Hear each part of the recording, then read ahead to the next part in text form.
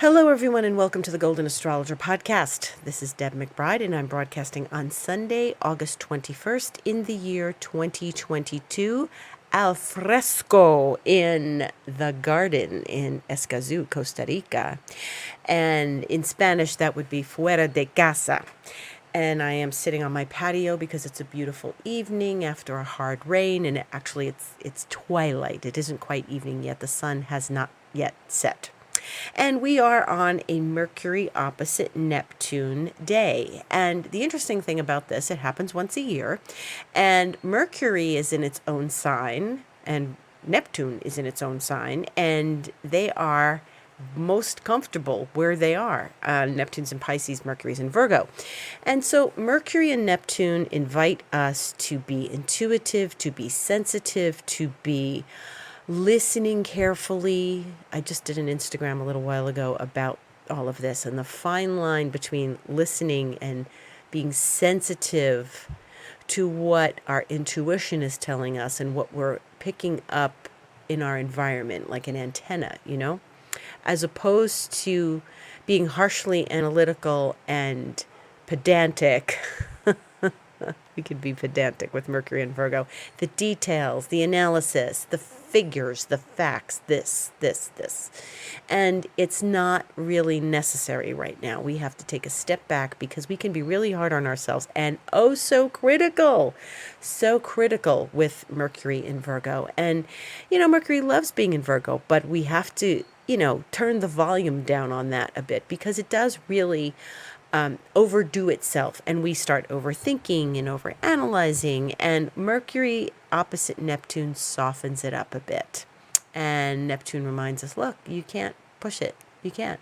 Don't think so hard that your brain hurts. And I was thinking really hard today, and then I had to just go lay down, and I fell asleep, and it was so good. It's Sunday, of course, it's a great day to take a nap, and then it started raining, which makes it a better day to take a nap, and Neptune, and there's Neptune, that's the realm of Neptune, and, Neptune asks us to, what are we picking up in our sleep? What are we dreaming of? What ideas come to us? We're in that foggy state between waking and dreaming. And did you have dreams last night? Did you sleep this afternoon? Did you go into a state of meditation today that helped escort alternative energies into your consciousness? Things that are not completely analytical. And that actually is something to pay attention to. And it's a good day to meditate. And tomorrow, too. I mean, Mercury's still going to be opposite Neptune. Not quite finished with Neptune yet. And it's one of those things where we start to listen and remember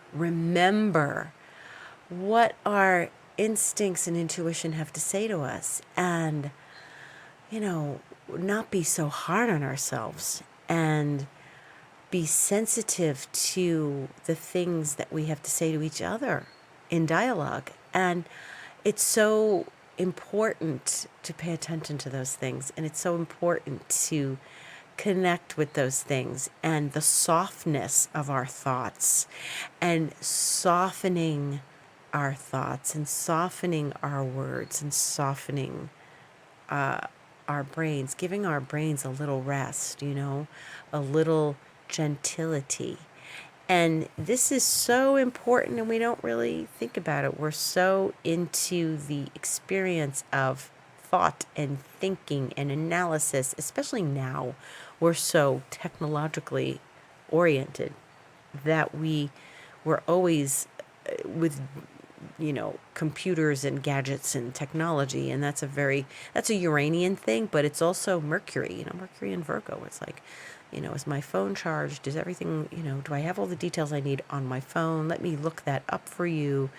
And it's so important to be soft with our thoughts and soft with our words and our words to ourselves. So it is a fine line between analysis and intuition, and we have to balance. That's what oppositions do. They ask us to balance. It doesn't have to be one or the other. That's the lesson behind oppositions. because we often are one or the other. And it's important to find the middle. And the middle between the two of them is really a sensitive place and an important place. And so speak kind words to yourself, speak kind words to others, think kind thoughts. They're going to take you further today than if you are really harshly critical and analytical. And maybe part of your day you were like that, and then things softened. Like I said before, I was more analytical this morning, and then I was like, oh, my brain is working too much, and I had to lay down. And that's the that's the combination. And so after that moment, I was just like in a better place, in a softer place. And it's so important to understand that and be like that and get those softening edges around the sharpness of a Mercury in Virgo. It's like a pointy pencil, you know. It's like, yeah, use the pencil, be a little more gentle with your words. So that's one thing that's going on. Tomorrow, the Mercury's busy this week. Mercury will be still in Virgo, and he'll be talking sweetly to Pluto. That means there's a trine between Mercury and Pluto. So there's plenty of time for analysis. Mercury is in Virgo, Pluto's in Capricorn. There's plenty of time to be up and at 'em and thinking about, how we're going to speak and what we have to say, and powerful words. Mercury trine Pluto. And it's important to let that flow, okay? Let the idea, the sensitive, intuitive insights that come today have power tomorrow. And it's very true, with Mercury trining Pluto. Can have very powerful words spoken very sweetly and empathically. Okay, so this is the nature of all of this right now. And Mercury can be more critical in Virgo, even trining Pluto. It'd be like, yeah, you know what? It can be like this experience of my idea is this, and I'm doing it this way, and I want people to listen to me, and this is how it's going to be done. And no, don't control everything. Don't control everything. Be sensitive. Be gentle. Use your words strongly, powerfully, but in a kind way. Remember, Neptune is still hovering in the background. And my background here is starting to turn a pale pink, which is very lovely in between the green trees. There's this pale pink sky emerging. And it's so restorative. So that's very lovely. Mercury is also busy this week because it's going to go into Libra on Thursday, the 25th at 9:03 p.m. And it's going to do that little visit to Libra and then retrograde when we get into September, on September 9th. So we have a little while yet before Mercury gets retrograde, but he's going to start slowing down. He's going into Libra on Thursday. He'll go back into Virgo, but not quite so far. Now, one of the things that is going to be interesting about this is that, okay, so tomorrow Mercury trines Pluto, and Mercury's trining Pluto now, and then we'll do it again before Mercury goes direct October. It'll go direct on October 2nd. A couple days prior, it will trine Pluto again, and then a couple days after, it will trine Pluto again, the third time, because it's going to retrograde and go once, twice, three times. And the middle one, of course, is when the retrograde is happening. But what's interesting is that it's not going to go back to oppose Neptune. It won't. It'll come close, so you may feel it, but the exact aspect is Pluto. So pay attention to what you learn tomorrow, pay attention to the dialogue, pay attention to your brilliant thoughts and ideas, and connect with them again and again, 2 more times, the end of September and early October. Very interesting. Write it down, put it in your journal. And remember that Monday, the 22nd of August, you got to go back and look at what happened, because Mercury will be trining Pluto. and we'll be doing it 2 more times. So what's the thread there? What's the story? What's the information that's important? How are you carrying this through? Now, it may be very subtle because it is a trine, and it's not like a hit over the head, conjunction or something. It's a trine. So it's still in Virgo, and it will come back to Virgo and then, go out of retrograde to direct and then go back into Virgo. So, and be in Virgo and then eventually go back into Libra. So that's a very interesting dynamic. So pay attention. Lots of juicy stuff going on. So that's another thing that Mercury's going to be doing. And so one of the things that's happening also tomorrow is the sun is going into Virgo. So here we are. Now we'll have another planet in Virgo. So Mercury's in Virgo. The sun is in Virgo. Mercury will leave later this week, come back later in September. But really, now we're going to have 2 planets in Virgo. Now, the sun loves to be in Leo. It rules Leo. It loves Leo. And right now it is aligned with the fixed star Regulus, which is the king or royalty. And, you always see the picture of the lion with the crown on his head. And this is connecting with, royalty and the feeling of being of stardom. There's some people born around this time of year and they have the sun aligned with Regulus, and these people accomplish a lot in their life. That doesn't mean you can't have another planet there. You can. Back in 2003, I remember it was the sun and Venus and Jupiter all lined up on Regulus, and it was really pretty spectacular. So very interesting. So the sun between today and tomorrow is going to be at the end of Leo. So appreciate the sun in this place. The sun loves Leo. And so this is the juiciest part of Leo. This is the end of Leo. And it's hard to believe the season of Leo is finishing. It feels like it just began. But this is really an important moment because it's when the sun is really aligned with that deeply fixed star, the king, and one of the royal stars of Persia. So it's a very special, spectacular day. If you launch something around this time, like you launched something today, that's great. That's amazing. It has this incredible power behind it. The sun will enter Virgo at 11:16 p.m. Eastern time tomorrow evening. So, we've got a whole day pretty much in this region of the world anyway of the sun at its last degrees of Leo. So whoop it up, live it up, because once the sun goes into Virgo, my teacher used to say, well, once the sun goes into Virgo, everybody's ready for back to school. And I understand how people start feeling that way, especially if you're a teacher and you're preparing your lessons and you're starting to get your classroom together and all, or you're going to college and, school always started at the end of August. And many times your school may start at the end of August. When I was a kid and in high school, we didn't start till September. So, but you whoop it up. These are the moments of summer. People are saying it's the last days of summer. The weather, when I lived up north, the weather was never not ending summer. Okay. Summer was on until sometimes the beginning of October. And then you got a little crisp fall air, but it was well into September that it was hot. So summer is not over yet, and it's still hot, and you can still go out to the beach. So appreciate it if you live up there. So, okay, now let's talk about Uranus. Uranus is stopping. And you're like, yeah, Uranus has been stopping for a while, Deb. You've been telling us that. So yeah, Uranus is stopping in the sky to go retrograde on Wednesday at 9:54 a.m. Eastern time. And that is at 18 degrees of Taurus. Wow, you think? Yeah, 18 degrees of Taurus, because that's where it's been for a while now.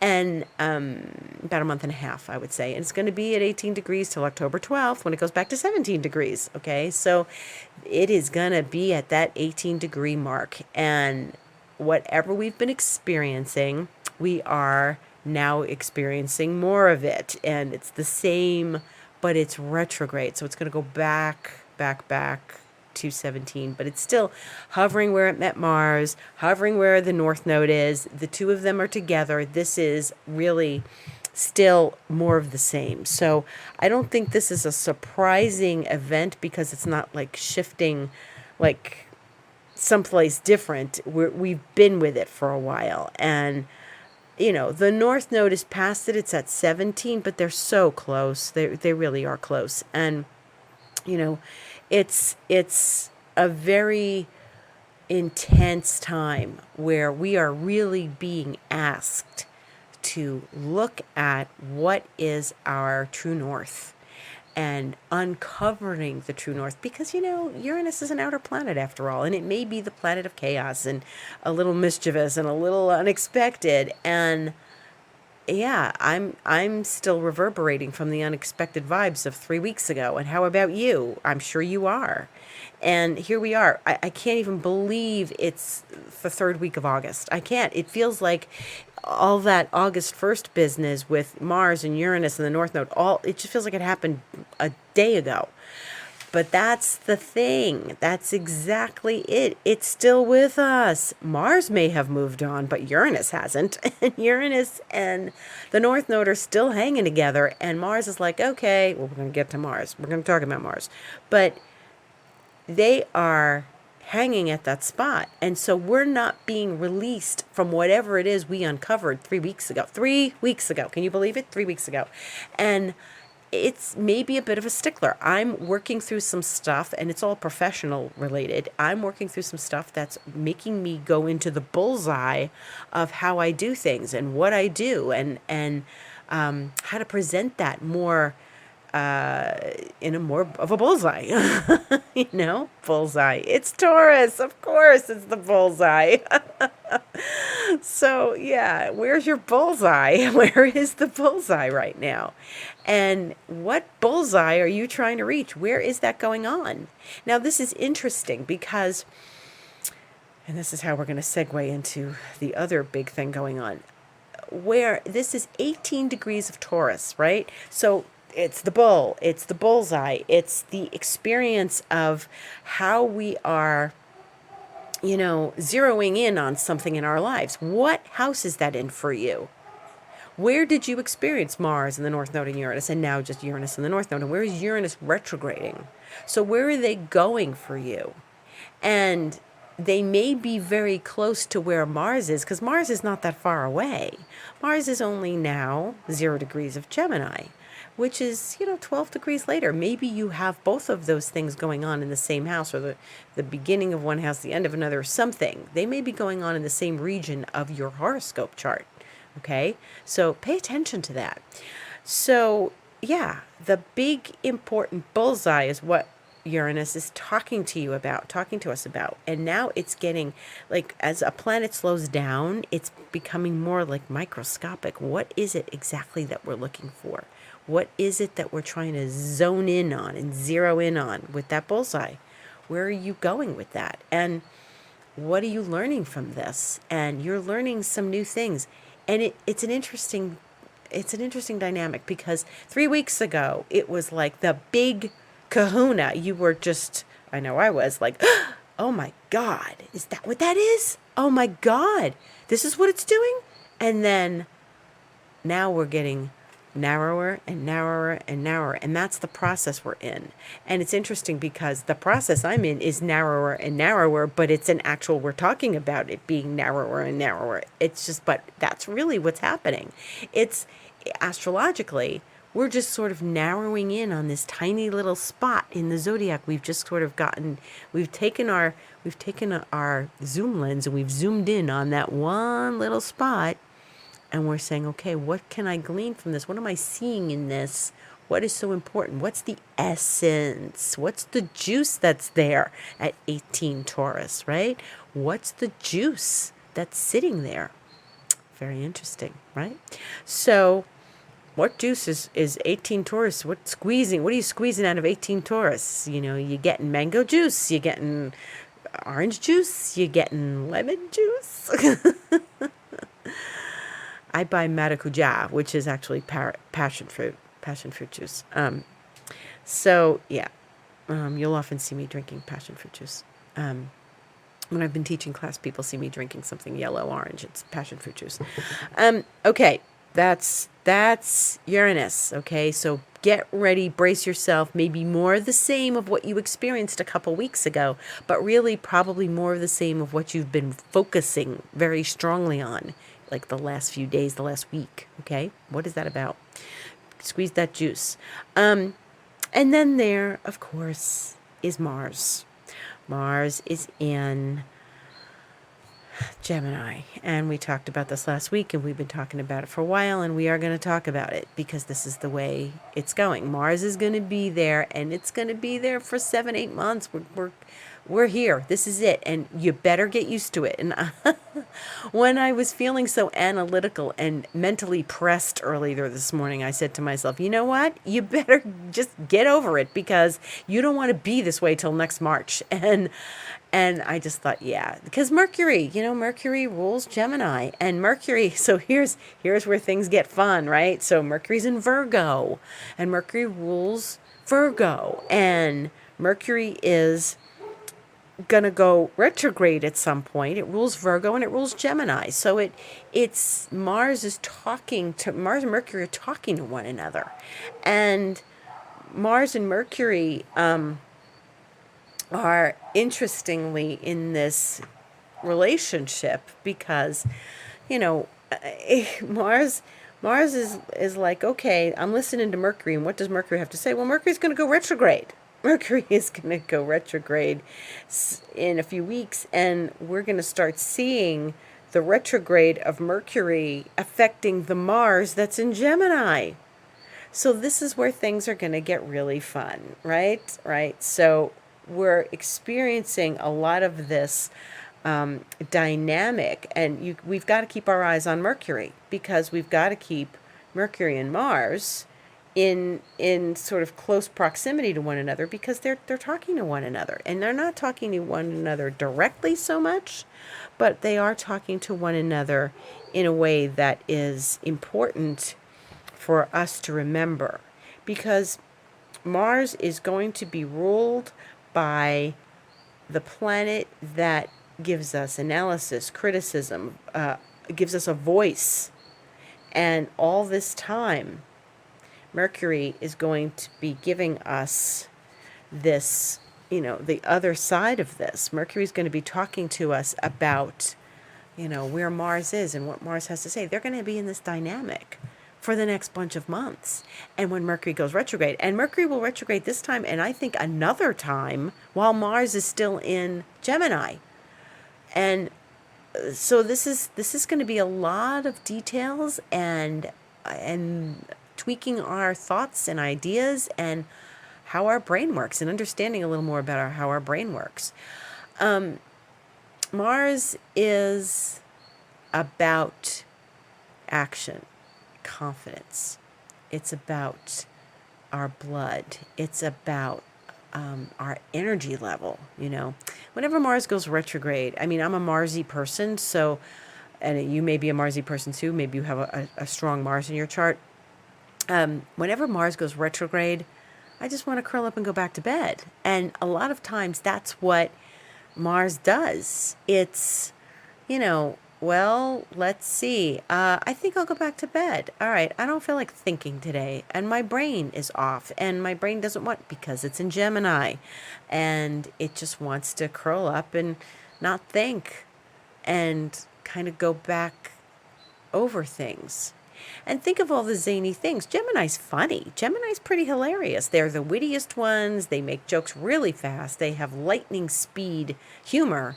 And they make great comedians. And they make good stand-up people. And they're quick with a word and quick with ideas. And they're very just effete and smart. And so they are like, this could be really some really hilarious things. And I've already started having hilarious things happen. So hilarious things. And also, Mars in Gemini retrograde, we can get really irritated. You know what I thought of?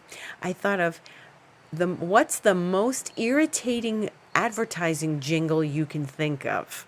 That could be Mars retrograde in Gemini. 8 months of Mars in Gemini, 7 months of Mars in Gemini. With that advertising jingle playing in your head. I have like a radio that plays in my head. It's been this way my whole life. And sometimes, there are songs from TV or music from the radio that you can't get out of your head. And there are certain things sometimes that are just like, oh my God, will this song please get out of my head? Please. And I think of Mars in Gemini retrograde like that. Like, what's the most irritating advertising jingle you can think of? Okay, the Meow Mix commercial. It's not in Leo though, right? The Meow Mix commercial, because it's like a song virus. We used to call it a song virus. It's like it doesn't leave. It just stays with you. So that could be something. There's can be some very witty, hilarious things that go on, and wordy things. You might feel like playing a whole lot of Scrabble right now. you know. But it's a very interesting time for Mars going into Gemini. It's about thinking before you speak. It's thinking before you act. It's not acting before you had time to think about something, although impulses are very quick with Mars and Gemini. Now, the downside of it is you say something you want to take back. You say something you regret later. And that's another thing that can potentially be pointy and sharp during this Mars in Gemini retrograde. It's not going to be retrograde for a while, not till October 30th. So we have some time to get our act together and get familiar with this, right? It's something where you want to really be thoughtful, because Mars and Gemini can talk and say something and then realize later, wow, that was really not nice of me to say. I was a bit abrupt there, and I really need to apologize. And sometimes Mars doesn't like to apologize, but in Gemini, it'll go far. If you do, the words will mean something. Words really do. And this is about actions, and it's about words. And do actions speak louder than words? Sometimes, you have to have the action and the word at the same time. So we take it down to that place of what's Mars? Well, it's action, and it's confidence, and it's a self-assertion, and it's sometimes a warrior. And Mercury rules Gemini. So what is Gemini about?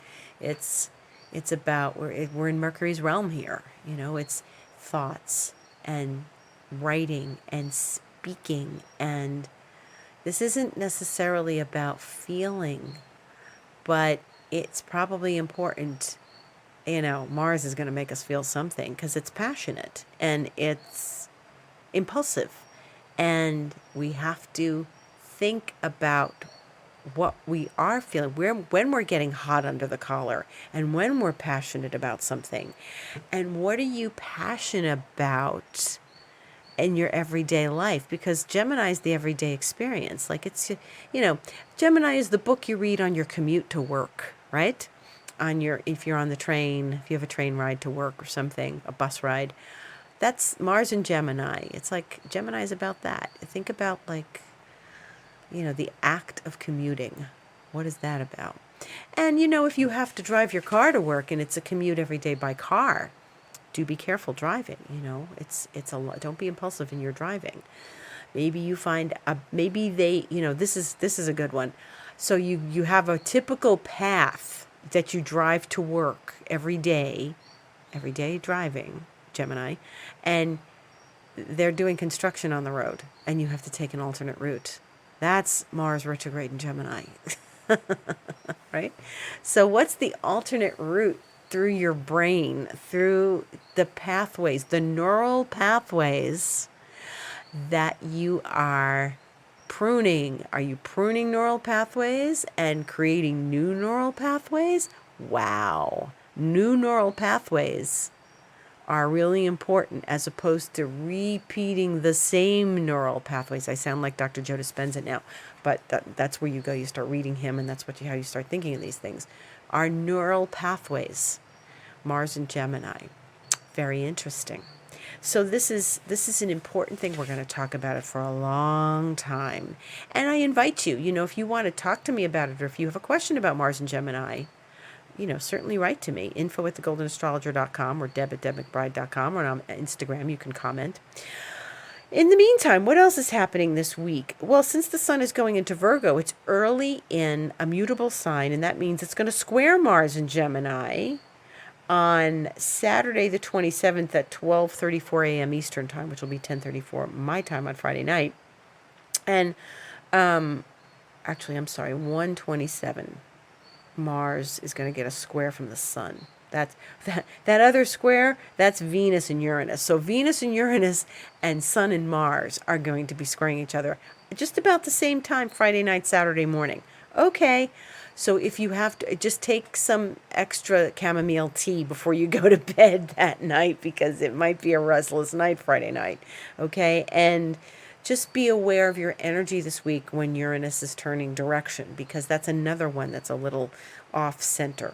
So we've got that going on. We've got Venus squaring Uranus, which is, relationships and money and surprises in relationships. Maybe somebody will come out of the blue, and it doesn't have to be a personal, intimate one. It could be a friendship. One of your friendships, somebody calls you up and says, "Hey, let's get together. We haven't seen each other in a while," and this is important. So we are looking at a Venus square Uranus, and that's very excitable energy, and it could be a lot of fun. You might have a lot of fun on Friday night, Saturday morning, if you go out, whatever.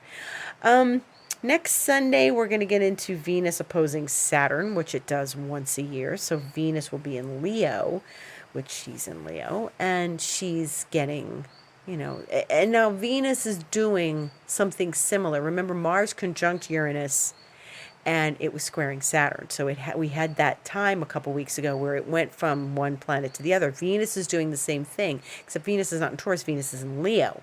So Venus did that back when it was in Taurus, but now it's in Leo, and it's having a different dynamic with Uranus than to Saturn.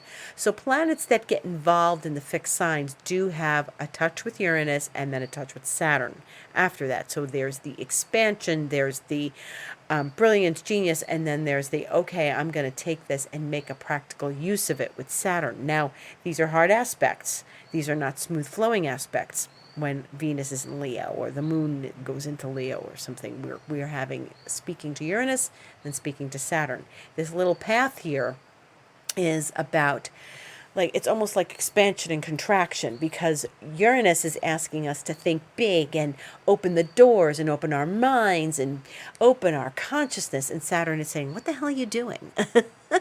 On the other hand, open your consciousness and use Saturn to be concrete and bring that information to a tangible way. Don't use Venus in this way to self-flagellate, okay? Use it in a creative process. Venus is in Leo. Okay, she's very social in Leo. She's flashy in Leo, but that's okay. Be a little flashy in your creative dynamic. Get wild about it. Experiment. That's what Uranus wants. And then settle on something, experiment with your creativity, go far out, and then come back in and say, okay, this is where I can make this work for me practically. The creativity, this is where we're setting the mold, and that's Saturn. Okay, so those are things that we want to pay attention to later in the week, at the end of the week. But in the meantime, the big important stuff is that Mercury is very busy. Mercury's talking to Neptune, then talking to Pluto, then leaving all that, going into Libra. And then Uranus is making a station retrograde, so this is excitement. And Mars is trucking along in Gemini, just as we expect it to. So it's going to be an interesting ride this week. This is a little bit different. Last week, I really felt things calm down, thank heavens. It really, from the 2 weeks prior, with all that Mars and Uranus and then to Saturn and that full moon, that full moon was intense, wasn't it? So, one of the other things we're doing is next Saturday, we're having the new moon in Virgo, and it's only 4 degrees Virgo. So, as the sun goes into Virgo, we're getting into like the moon and the sun together in Virgo. And that will be Saturday. And Saturday is that, it's really actually a very nice, that's a good thing. 4:17 a.m. Eastern time, so it's Saturday. So there's going to be a lot of energy between Friday night and Saturday.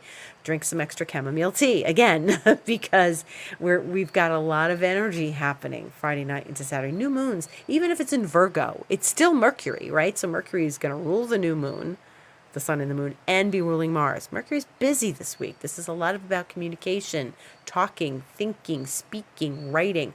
Hopefully we can all get something accomplished this week. And so let's stick with, speaking, thinking before we speak, and being aware of our thoughts and conscious of our thoughts. Wow, a lot. But this is not as, I think, as intense as all of that 2 weeks ago, 3 weeks ago. This is, I'm glad we had this past week where things like mellowed out, got smoother, and we can sort of sit and pay attention and listen a little more and just calm down. And right now it's about calming down and listening and thinking and writing and speaking. So Mercury's the order of the week. We have a lot going on with Mercury. Planets being ruled by Mercury, and Mercury really having a lot to do with what's going on in the heavens right now. So pay attention. And like I said, questions, reach out to me. I'm at thegoldenastrologer.com. My Instagram is The Golden Astrologer. I'm here every week on this podcast. And I also have a few things going on. So, thegoldenastrologer.com is the website where you can go book online.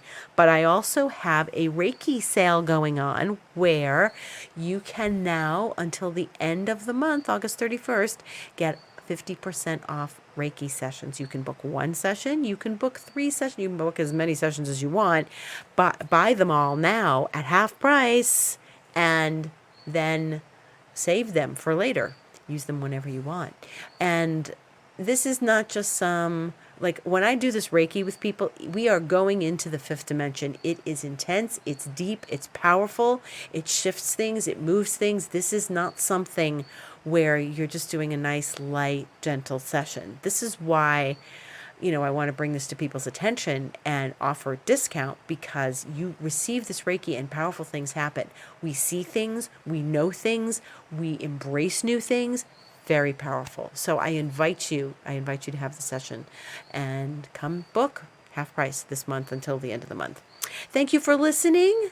Beautiful week to all of you. I'll see you on the Instagram, and gratitude for listening. Have a beautiful week.